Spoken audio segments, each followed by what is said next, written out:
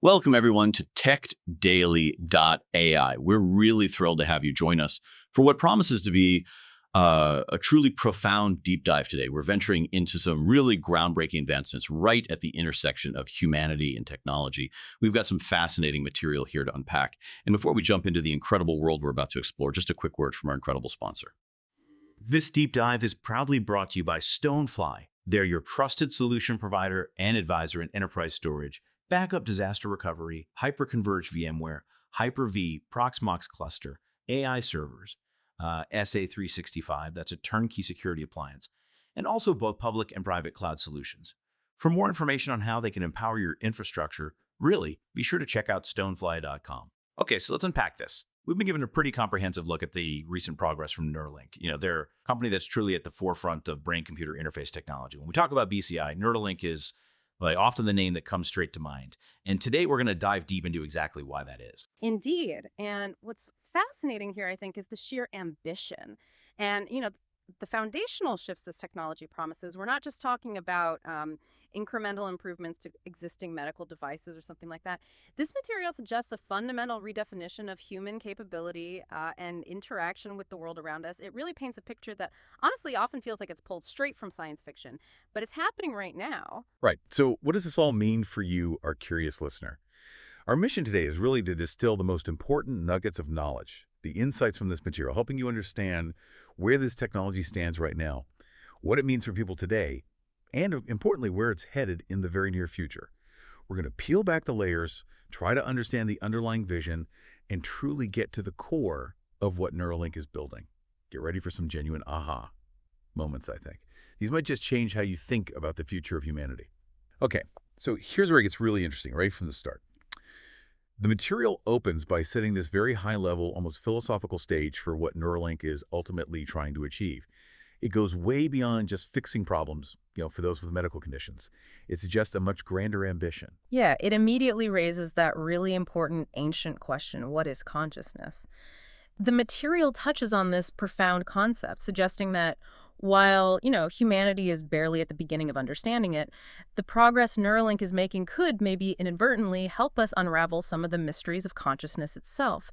The core idea they emphasize is, well, it's a rather radical one for many people, that you are your brain. Our very experiences, our thoughts, our emotions, our perceptions, the whole tapestry of our subjective reality, it's all essentially the result of neurons firing across trillions of synapses. It's kind of a mind-bending thought, isn't it? That everything we perceive, everything we are, is simply electrochemical signals within our skull. It really is. It's funny to think, for example, that me talking right now is just a cascade of neurons firing in my brain that then result in speech, which you hear. And that, in turn, causes neurons to fire in your brain, allowing you to process and understand. This simple, everyday act, when you view it through the lens of neuroscience and what Neuralink is probing, it becomes incredibly complex. And if you think even bigger, the material connects this to the Big Bang. And, 13.8 billion years of cosmic evolution. It asks a truly fundamental question. Is everything inherently conscious? Or is consciousness a highly specialized condensation of matter that eventually allows it to emerge? They're basically asking, where along that incredibly long timeline, from the formation of the simplest atoms and exploding stars to the complex neural networks of human brains, where did consciousness actually begin? It's not like there's a discrete point where it suddenly appeared, right? It's a gradual unfolding. And Neuralink, by building tools that can directly interact with the physical substrate of thought, could, well, in their view, help shed light on this fundamental mystery, potentially bridging philosophy with hard science. So while they're grappling with these huge questions about the fundamental nature of consciousness, they're also very much focused on the immediate, on tangible solutions for acute human problems. We're talking about severe brain and spinal cord injuries or even developmental issues. These are very real, very pressing challenges that this tech aims to address directly, practically. Absolutely. And the material strongly emphasizes that this is a slow, meticulously careful, heavily regulated process. It's not something that will suddenly appear everywhere overnight or, be broadly available next year. It will unfold over several years, maybe even decades. This measured pace is a deliberate and, frankly, necessary choice, driven by the incredibly sensitive nature of human brain implants. Right, you have to be careful. Exactly. The company highlights that they go through exhaustive regulatory approvals and work in lockstep with regulators every step of the way, ensuring safety and compliance. Their caution in human implants is a key reason for the pace. They're aiming for a never-miss approach. They want every implant to work perfectly every time. And so far, they report that every single one of our implants in humans is working and working quite well. That's good to hear. Yeah, this level of safety and oversight is paramount and certainly addresses potential concerns about, say, rapid, unregulated deployment. It indicates a strong focus on meticulous care with each individual participant. Okay, let's unpack this core idea they introduced. Mm-hmm. A generalized input-output technology for the brain. That sounds incredibly futuristic. What does that actually mean for our day-to-day interactions, even communication itself? It really feels like something out of pure science fiction. Well, if we connect this to the bigger picture, it's really about dramatically increasing the bandwidth between the human brain and external machines. Think about our current human output bandwidth. It's incredibly low. The material points out that our effective communication output, whether speaking or typing, is less than 1 bit per second over the course of a day. Less than 1 bit per second. Wow. Yeah, think about it. There are 86,400 seconds in a day. Even if you were talking or typing continuously all day, you'd be hard-pressed to output much more than 86,400 bits of distinct information. What Neuralink is talking about is going from that incredibly slow pace to ultimately megabits and then gigabits per second. This isn't just an improvement, it's an exponential leap, a fundamental transformation in how information flows from our minds to the outside world. Okay. This is described as a profound breakthrough that would fundamentally change what it means to be a human. Our current communication methods are inherently, well, lossy. Imagine you have a complex idea in your mind, maybe a vivid mental image, a complex emotion, or even what feels like a mental video of an experience. Right. When you try to convey that to someone else, you have to compress that rich, high-fidelity information into a few words, a typed message, or a gesture. It's like trying to compress a high-definition movie into a tiny text message. You lose so much of the richness and detail. It's necessarily going to be very limited by how fast you can talk or type. Neuralink aims to unlock that potential, enabling communication thousands, perhaps even millions of times faster, by completely bypassing that lossy compression and slow bottleneck. Wow. The material even uses the term consensual telepathy, which truly hints at future possibilities far beyond our current limited communication methods. Imagine being able to convey an entire complex thought or experience directly without having to translate it into inadequate words. That's the ambition. Consensual telepathy. And why is this super high bandwidth connection so important beyond just individual enhancement or restoring abilities? Is there a larger, almost existential societal implication here? This raises an important question, about the collective future of humanity. The material suggests this technology is crucial for mitigating what they call the civilizational risk of artificial intelligence. Okay, that's a big claim. How? It is a bold claim, but their argument is compelling. Humanity already operates with what they describe as 3 layers of thinking. First, you have the limbic system, governing our most primal instincts and emotions. Second, there's the cortical system, responsible for our higher-level planning, abstract thought, conscious reasoning. And finally, there's a tertiary layer, comprised of the external computers and phones we interact with daily. The material posits that people are already, in a sense, cyborgs. Cyborgs, like right now. Yeah, think about that feeling of missing limb syndrome when you accidentally leave your phone behind. Yeah, I know that feeling. Your phone, your computer, they're not just tools. They're already deeply integrated extensions of your cognitive self. The problem, as they highlight, is that the current bandwidth between our biological cortex and this digital tertiary layer is severely limited. We interact with our phones and computers through slow, inefficient methods like speech and typing. This bottleneck means that while our internal thought processes can be incredibly fast, our output to and input from the digital world is glacial in comparison. Right. Bridging this input-output bandwidth constraint is seen as essential for the collective will of humanity to match the will of artificial intelligence. The intuition is that if human thought and collective decision-making can't keep pace with the rapidly accelerating speed and efficiency of AI in terms of information processing and communication, well, there's a significant, potentially existential risk to our collective future. So this isn't just about individual betterment or medical applications. It's presented as a vital step for humanity's future in an increasingly AI-driven world, enabling a symbiosis rather than, a subjugation. So it's not just about what Neuralink can do, but also about why they're doing it, which is pretty compelling, I have to admit. It's a vision that extends far beyond medical applications into shaping humanity's future. It does make you wonder, though, what kind of unforeseen challenges arise when you consider merging humanity with AI at such a fundamental level, even if it's for a compelling reason like reducing civilizational risk? That's a very valid point. The implications are vast. Okay, moving from that expansive vision to what's happening right now. The first product is called Telepathy. Yeah. What exactly is it doing for people today, and how is it making an immediate impact? So telepathy allows users to control a phone or computer purely with their thoughts. The material confirms a significant milestone. 2 years ago, they outlined a path to implanting their first human, and now not only have they achieved that, but they have clinical trials actively underway in the US. And not just with one person, but with 7 participants already benefiting.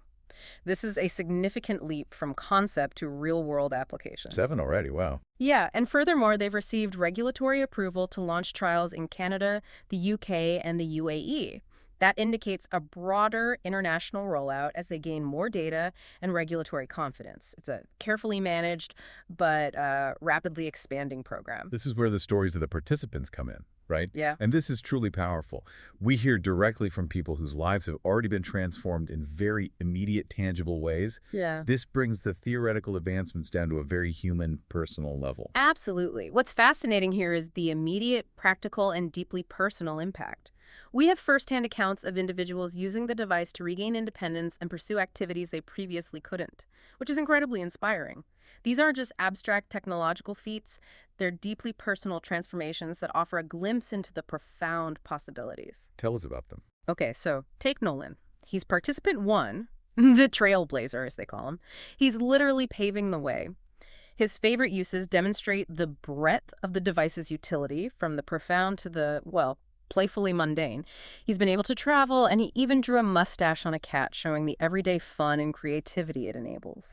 Okay. But more profoundly, he loves playing this game called WebGrid, stating he loves it more than anything and could play nonstop. It's a simple game, maybe, but for him, it represents a regained freedom and engagement.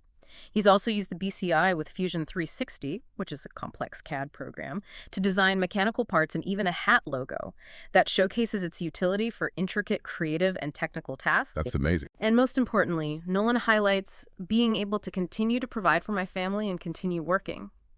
He says he works basically all day, from 6 or 7 a.m. until 11 or 12 p.m., learning languages, math, writing, taking a class. He explicitly states, not something I would be able to do without the neuro. This speaks volumes about the restoration of his professional and personal life, enabling him to contribute and learn in ways he couldn't before. It fundamentally redefines what's possible for someone living with significant physical limitations. Incredible story. Then there's Alex, participant 2. He's pushed the boundaries with some truly unique applications. He's been able to control an RC truck by writing code with the BCI. Writing code with his thoughts. Yeah, which is an amazing feat of cognitive control over complex systems. He's also been playing Call of Duty, a first-person shooter, using the BCI to control 2 joysticks simultaneously with his mind. Whoa. Okay, that's next level. Imagine the level of precise mental coordination that requires. And for someone who suffered a spinal cord injury, the ability to draw and write again is incredibly significant, allowing him to reconnect with a lost skill and express himself creatively in a way he might have thought was permanently gone. Yeah, absolutely. And Brad Smith, participant 3, he's known as the ALS cyborg, and he's nonverbal. Before Neuralink, he relied on an eye gaze machine for communication, which severely limited him to indoors because of light conditions and the need for a stable setup. Right, those can be tricky. With Neuralink, he can now communicate effectively and, crucially, go outside, which has been a huge blessing, allowing him to spend time at the park with his kids. He emphatically states, I am absolutely doing more with Neuralink than I was doing with eye gaze. That really underscores the qualitative improvement in his life, his freedom, his ability to interact with the world and his family. It's freedom right there. Then there's Mike, participant 4, also living with ALS. He shares a seemingly simple but incredibly impactful favorite thing. Being able to turn on my TV, like the first time in 2.5 years. Just turning on the TV. Exactly. This powerfully highlights the restoration of basic, everyday independence that many of us take completely for granted. Imagine 2.5 years without the ability to simply turn on your own television. A small act, but one that restores a significant piece of personal autonomy. Absolutely. And the last one. And RJ, participant 5, he was the newest participant at the time of this recording. He's already diving into gaming, seen playing Call of Duty with Alex. This demonstrates the immediate and kind of intuitive nature of the control, allowing a new user to quickly engage in complex activities. It sounds like it works pretty quickly then. It seems so. And beyond these powerful individual stories, the usage metrics are really compelling evidence of the device's utility and integration into daily life. The average monthly independent BCI use for the first 5 participants is around 50 hours a week. 50 hours a week. Yeah, with peak usage reaching over 100 hours a week, which is, as they say, pretty much every waking moment. This isn't just an occasional toy, it's a tool integrated into their lives, enabling greater independence. Clinically, they've had 4 spinal cord injury participants and 3 ALS participants with an accelerated implantation cadence, meaning they are implanting new participants more quickly. It's a decision made due to the strong evidence of both clinical safety and the significant value being provided to the participants. This isn't just a proof of concept anymore. It's a rapidly expanding program that's demonstrating profound, life-altering benefits. It sounds like the impact is immediate and profound, truly allowing people to do things they might have thought impossible, giving them back agency and capability and really reshaping their daily lives. The sheer hours of use speak volumes about how essential this technology has become for these individuals already. It really does. Okay, this is where we get into the nuts and bolts, right? How they're actually doing all this. The material describes a vertically integrated approach. They own the entire stack from neurons to pixels. That sounds like a massive undertaking, far more complex than just developing a single component. That's crucial, yeah. And indeed, it's an immense undertaking. Their ability to design and manufacture everything in-house, from the microscopic implants that interact with individual neurons, to the surgical robots that place them with incredible precision, to the software that translates brain activity into actionable commands. This vertical integration allows for rapid iteration and complete control over the entire system. So they're not waiting on anyone else. Exactly. They aren't waiting on external suppliers, grappling with incompatible components, or dealing with communication overhead between different companies. They can innovate at every layer, from the micro level of the brain interface to the user experience on a screen, streamlining development in a way that just wouldn't be possible otherwise. Okay, so let's talk about the actual device implanted in the brain. What about the N1 implant makes it so unique and capable? The current N1 implant is described as a generalized input-output platform. It's designed to be physically invisible once implanted, which is a key design goal for long-term integration and user comfort. It's also incredibly compact, modular, and fully wireless, with its own battery and antenna, allowing it to function completely independently. Achieving this seemingly simple form factor involved some formidable engineering challenges, though. They had to create a hermetic enclosure, essentially a perfectly sealed environment crucial for protecting the delicate electronics from the body's fluids over decades, while simultaneously passing 1,000 separate conductors through it without compromising the seal. 1,000 conductors, wow. Yeah. They also had to figure out how to make charging seamless and efficient, working within extremely tight thermal constraints in such a small enclosed area within the body. And critically, they had to scale up their testing infrastructure to support large-scale manufacturing and guarantee the safety and reliability of these devices throughout their iteration cycle. It's really a miniaturized marvel of engineering. And they're not stopping there with the implant technology, right? Yeah. It sounds like they're already pushing the boundaries with new designs, even as the current one is being deployed. No, they're absolutely constantly pushing the boundaries of what's possible. The new S2 chip, for example, is designed specifically for stimulation capabilities. It's a stimulation, so writing to the brain. Exactly. That opens up entirely new applications beyond just reading brain signals. It offers over 1,600 channels of electrical stimulation, high dynamic range recording, and a wide range of microstimulation currents and voltages. These are the parameters that allow them to precisely write information to the brain, not just read from it. They achieve these capabilities because they design and fabricate their ultrafine electrode threads in-house. For a future project like Blindsight, which we should definitely discuss, they've optimized these electrode contacts specifically for stimulation. making them larger for lower electrical impedance. Think of it as making the electrical connection more efficient and less resistant, which is crucial for safe and effective charge delivery to the neurons without causing damage. Makes sense. And the future vision for these implants is to dramatically increase the channel count, allowing for far more comprehensive brain interaction. They aim to go from 1,000 electrodes today to 3,000 in 2026, 10,000 in 2027, and over 25,000 channels per implant by 2028. 25,000. Yeah. And the goal is also for multiple implants to be able to access any part of the brain. This follows what they call a Moore's law of neurons, meaning the number of neurons they can interact with will increase exponentially.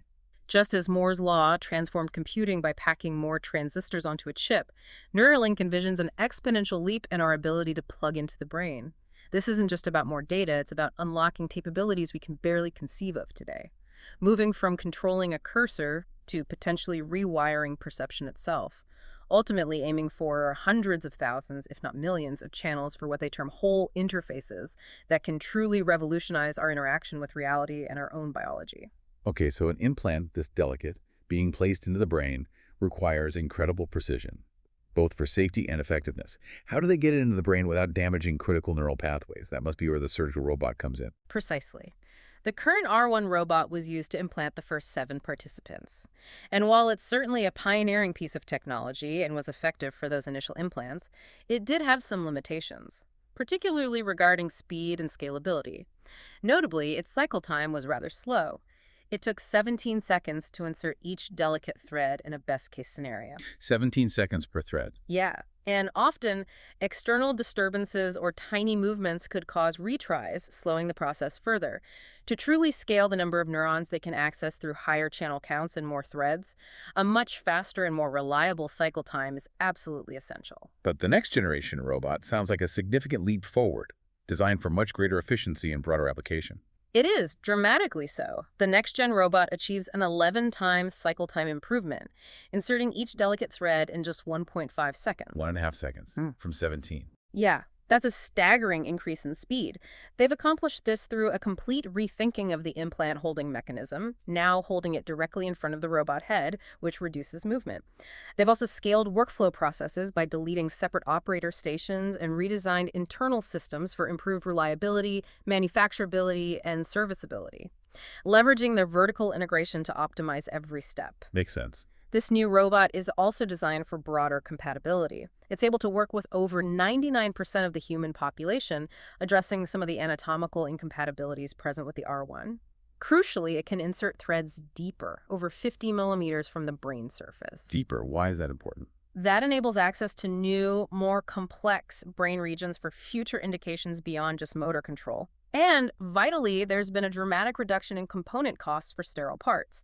For example, the needle cartridge cycle time has been reduced from 24 hours to just 30 minutes. Wow. And the component cost plummeted from $350 to a mere $15. $15. From $350. How? Through innovative manufacturing techniques like using insert molded components, a revised needle tip geometry that eliminates the need for electropolishing. That's a complex chemical smoothing process, funnel-based threading, and crimping instead of laser welding. These engineering feats significantly reduce the barrier to mass production and future affordability, which is absolutely key to their long-term vision. Right. Affordability is key if this is going to reach millions. So you've got the incredibly sophisticated implant and the robot to get it in place with precision. But how do they translate that raw brain activity into actions and a seamless user experience that feels intuitive? That's where the magic really seems to happen. This is truly where the machine learning and software teams come in. They describe the input as pure, raw brain power, limited only by imagination and creativity. It's a remarkable process from start to finish. Each detected neural spike from the brain goes on what they call a remarkable journey. From the moment a participant first unboxes and pairs with their implant, they immediately start seeing their own neural spikes materialize on a display. Seeing their own brain activity. Yeah, which is a pretty incredible moment of direct self-observation. From there, they move to body mapping, where they imagine movements and get a feel for what kind of neural activity correlates to specific intentions. This leads to calibration, where they iteratively refine control to move a cursor on a screen, and finally, they're teleported to their desktop to experience full neural control. Teleported. Nice. Their control interfaces are designed for seamless OS integration, allowing for adaptive control and feedback that feels natural. For familiar interactions like scrolling through documents or web pages, they can surface a subtle indicator over scrollable parts of the display, adding gravity to automatically pop the participant's cursor onto it. Once there, it shows decoded velocities and even adds momentum for smooth, natural gliding. Like on a smartphone scroll. Exactly. They've also solved for unique user interactions, like when a participant is watching a movie and doesn't want the cursor to distract them. They can mentally push it into the edge of the display to park it there, which can then be brought back with a firm mental push or gesture.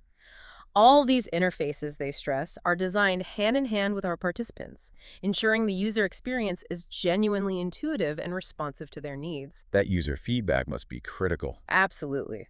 When it comes to text input, they have a sophisticated software keyboard that supports both dictation and swipe, giving users multiple intuitive ways to input text. And for gaming, which many of the participants enjoy, the system allows for incredibly complex control, like 2 independent joysticks and multiple buttons for first-person shooters. Like Alex and RJ playing Call of Duty. Exactly. We saw Alex and RJ playing Call of Duty, which is a testament to this capability. They even explored different motion mappings for the joysticks, starting with imagining left-right thumb movements, even envisioning walking for the left joystick and aiming for the right, almost like a virtual reality experience. They eventually settled on using the thumb for the left joystick and the wrist for the right, demonstrating the flexibility and user-centric design of the system to find what feels most natural. Tailoring it to the user. Right. And a significant breakthrough has been in the cursor calibration experience. What took multiple hours and several engineers pulling their hair out just a year and a half ago now takes only 15 minutes to achieve fluid computer use with virtually no need for Neuralink engineers. In 15 minutes, that's huge. It's a dramatic reduction in setup time, critical for scalability and ease of use. RJ, the new participant, achieved 7 BPS bits per second on his very first day. 7 BPS, so like 7 characters a second typing. Essentially, yeah. Which is a world record for this type of brain-computer interface performance, typing 7 letters per second without moving a muscle. Incredible. But it's not all smooth sailing, right? There are challenges. Oh, absolutely. The material notes 2 key challenges the software and ML teams are still tackling, which illustrate the ongoing complexities of brain-computer interfaces. The first is achieving high-fidelity estimation of user intention, or labels. They illustrate this with an engineer trying to draw circles on a desktop. Even with a clear intent to draw uniform circles, the human execution showed huge variation in speed and shape. So intent doesn't always match action perfectly. Exactly. It makes it incredibly hard for ML systems to learn precise intent from raw neural signals alone. The brain is complex and noisy. Yeah. The second challenge is neural non-stationarity. Neural signals drift over time because the brain learns, grows, and changes. The brain isn't static. Not at all. As the brain adapts to the implant and new tasks, the learned representation by the decoder also drifts, which needs to be constantly solved for a truly fluid and product-level experience over long periods. These are deep, complex problems that require constant adaptation and sophisticated algorithms from the system to maintain consistent performance. That's fascinating. It really shows the ongoing dance between the hardware, the software, and the incredible adaptability of the human brain itself. Yeah. This current telepathy product, as remarkable as it is clearly just the beginning, isn't it? What's next on the horizon building on this foundation? Exactly. The material outlines a clear and ambitious product evolution, aiming for capabilities far beyond what's currently available, essentially building towards a whole brain interface. It's a stepwise approach to truly enhance human capabilities, moving from output to input and eventually a full two-way neural communication. Okay, so let's talk about restoring lost senses. Vision, for instance. That seems incredibly ambitious considering the complexity of human sight. Can someone who has never seen or lost their eyes truly see again? This raises a truly profound question, yeah. Mm-hmm. Moving from restoring function to actually creating perception. The project called Blind Sight aims to be a visual prosthesis. The way it works is incredibly innovative. Users would wear glasses with an embedded camera and receive an implant directly in their visual cortex. The vision center of the brain. Right, the part responsible for processing visual information. The camera-recorded scenes are then processed into highly specific patterns of electrical stimulation delivered directly to the brain, which would cause the user to perceive visual sensations. It's like feeding visual information directly into the brain, completely bypassing the damaged eyes. Directly feeding sight. Yeah. The material explains that while the surface of the visual cortex represents only a small visual field, their ultrafine threads are able to access deeper structures within the cortical folds, specifically in areas like the calcarine fissure. This is significant because it provides the possibility of restoring vision over a functionally useful visual field that extends beyond just a tiny pinpoint. So not just a dot of light. Hopefully much more. The calibration process involves stimulating individual array channels in the visual cortex, having the user point to perceived light spots, tracking their arm and eye movements, and repeating this process for each channel to meticulously map out their new visual field. Initially, this vision will likely be low resolution, perhaps like seeing the world through a, very pixelated screen. Sure, early days. But the ultimate goal is very high resolution and in multiple wavelengths, Yeah. potentially enabling what they call superhuman capabilities, like seeing in radar, infrared, or ultraviolet. Superhuman vision. Seeing UV. Imagine perceiving parts of the electromagnetic spectrum that are currently invisible to the naked human eye. This truly pushes the boundaries of perception and sensory experience. That is mind-blowing. Okay, beyond movement and sight, what about communicating with thoughts alone, without any physical or vocal output? That sounds like the ultimate form of telepathy you mentioned earlier. What's fascinating here is the next planned step, directly decoding attentive words from brain signals to speech by implanting in the speech cortex. Decoding words directly. Yeah, this is a massive leap from controlling a cursor to effectively speaking internally. This will allow for silent and non-vocal communication, essentially turning your internal monologue into external communication. The vision is to revolutionize how we interact with computers, technology, and information. Imagine being able to interact with the speed of thought, making it much faster and much more intuitive than current methods. Interaction at thought speed. This also expands to AI, allowing users to retrieve information and store our thoughts anywhere, anytime, privately and silently. Imagine a world where your interaction with digital information and artificial intelligence is as fast and seamless as your internal monologue, removing all the current friction. It's about truly merging your cognitive processes with the digital realm. Storing thoughts. Wow. So the ultimate truly ambitious goal is what they call a whole brain interface. What does that truly mean, and how far are they pushing the boundaries of human biology and interaction? It means being able to listen to neurons everywhere and write information to neurons anywhere with fast, high-bandwidth wireless transfer and 24 hours of usage. This is the complete picture. They aim to insert electrodes not just on the cortical layer, the surface of the brain, but also into the sulci. Those are the grooves and even deeper parts of the brain, like the limbic system. The limbic system, for emotions. Exactly, which is involved in emotion, motivation, memory.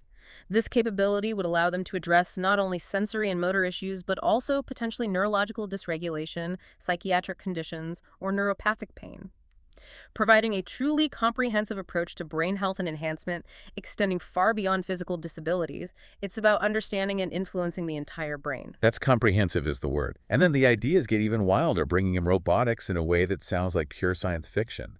The thought of integrating directly with robots or even controlling an external body is just mind-boggling. Yeah, if we connect this to the bigger picture, it suggests the ability to control and even inhabit an Optimus robot. Inhabit a robot. The material indicates that Alex, one of the participants we discussed earlier, is already actively working on being given an Optimus hand to control in real life. A step towards this larger vision.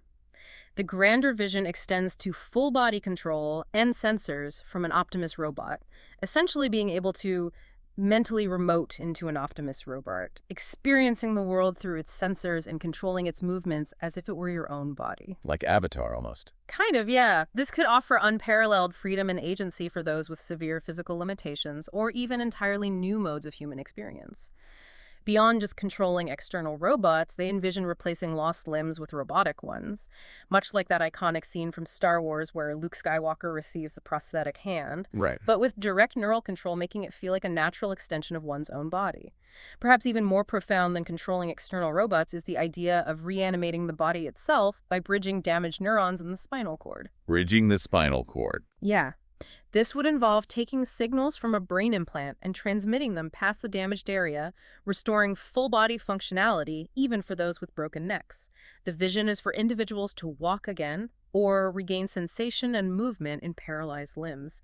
This is presented not just as a hopeful possibility, but as a preferred outcome they are fairly confident will be possible at some point in the future.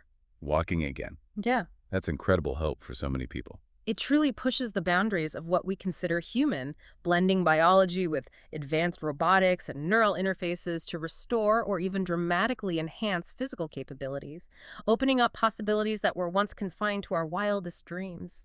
This is truly pushing the boundaries of what we consider human, isn't it? It sounds like they're not just restoring function, but redefining human potential itself, and forcing us to think about what it truly means to be human in a world where our minds can directly interface with machines. It's a lot to take in. It really is. The implications are staggering. Okay, we've covered a tremendous amount of ground today. From the philosophical underpinnings of consciousness and humanity's place in an AI-driven future, to the tangible impact Neuralink is already having on individuals, the cutting-edge technology behind it all, and the almost science fiction future they're building. It's truly been an extensive exploration. Yeah, what's fascinating here, as we kind of reflect on this deep dive, is the core message coming through. Neuralink is not just a concept, it's working reliably. It has already demonstrably changed 7 participants' lives for the better, making a profound and immediate impact. The next monumental milestone is scaling this incredible technology, moving from these initial successes to helping thousands and then ultimately millions of people. Right. Scale is the challenge. Absolutely. So to summarize the key takeaways, the current telepathy product is already enabling thought control of computers and phones, profoundly restoring independence and agency for its users, allowing them to engage with the world in unprecedented ways. Looking ahead, future products are ambitious and transformative, including blind sight, which aims at restoring vision even for those who have never seen, and direct speech decoding from brain signals, promising silent and rapid communication at the speed of thought. Speed of thought communication. Yeah. The entire engineering stack, the implant, the surgical robot, the sophisticated software, it's all rapidly advancing, enabling higher channel counts, faster implantation procedures, and crucially, access to deeper and more complex brain regions. The long-term vision is truly audacious. Whole brain interfaces and deep integration with AI and robotics, not just to alleviate neurological conditions, but to fundamentally enhance human capabilities and, even in their view, mitigate critical civilizational risks posed by artificial intelligence. So what does all of this mean for you, the listener, beyond these incredible facts and figures? As the bandwidth between our biology and our digital tools expands at an exponential rate, what new forms of human experience and connection might become possible that we can't even fully grasp yet? Imagine perceiving information, interacting with technology, or even communicating with others, not through cumbersome interfaces, but directly with the speed and richness of your own thoughts. It's a provocative thought to consider how our interaction with reality itself might be dramatically richer, faster, and more intuitive in ways we've only dreamed of. This isn't just about fixing problems, it's about expanding the very definition of human potential. And the material also made a direct call, one that really resonates with the ambition of this entire endeavor. They're actively looking for smart humans to come and work with us on this problem, to solve what they describe as one of the most difficult things to actually succeed in creating and have it work and work at scale and be reliable and available for millions of people at an affordable price. A call for talent. Yeah, it's an invitation to be part of what could truly be a defining moment in human history, shaping our very future. That was an incredible deep dive. Thank you for joining us on this journey into the future of human-computer interaction and, well, beyond. We hope it sparked your curiosity and gave you a lot to think about. And finally, a word from our sponsor, Stonefly. Be sure to check them out for their incredible 100 TB immutable and air-gapped SSO NAS, available for just $8,995. That's right, a 100 TB immutable and air-gapped SSO NAS for $8,995 from Stonefly. It's an unbeatable offer for robust, secure storage. Check out stonefly.com. Join us next time for another deep dive into the stories behind the headlines, where we unpack the most important and fascinating developments impacting our world.